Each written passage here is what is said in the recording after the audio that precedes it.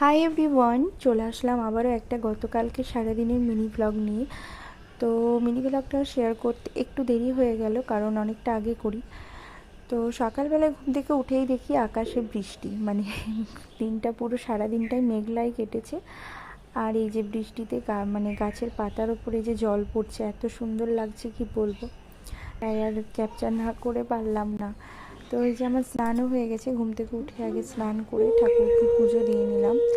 আর সকাল সকাল স্নান হয়ে গেলে না একটা এনার্জি মনের মধ্যে, মানে আমার ক্ষেত্রে সেটা হয়, সবার ক্ষেত্রে জানি না কতটা কি হয়, মানে আমার বেশ ভালো লাগে সকালবেলায় ঘুম থেকে উঠে স্নান করে পুজো করে নিতে। তারপরে এই যে চা খেয়ে এবার শুরু করলাম ঘরের কাজকর্মগুলো টুকিটাকি করতে, কারণ বাবার বাড়িতে এসে না কাজ আর থাকে না, যতটাই আর কি মানে যেটুকু না করলে না আমি করি তাই, কিন্তু অতটা কোনো কাজের কোনো চাপ থাকে না।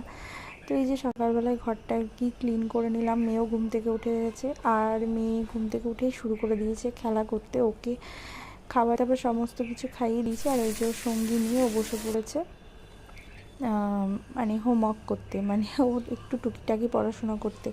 তারপরে একটু বিকালবেলায় বেরিয়েছিলাম, তারপরে এই যে রাত্রেবেলায় মা রান্না করছে, মাংস হয়েছিল আর ভাত হয়েছিল। তো দেখা হচ্ছে নেক্সট ব্লগেই, ততক্ষণের জন্য টাটা।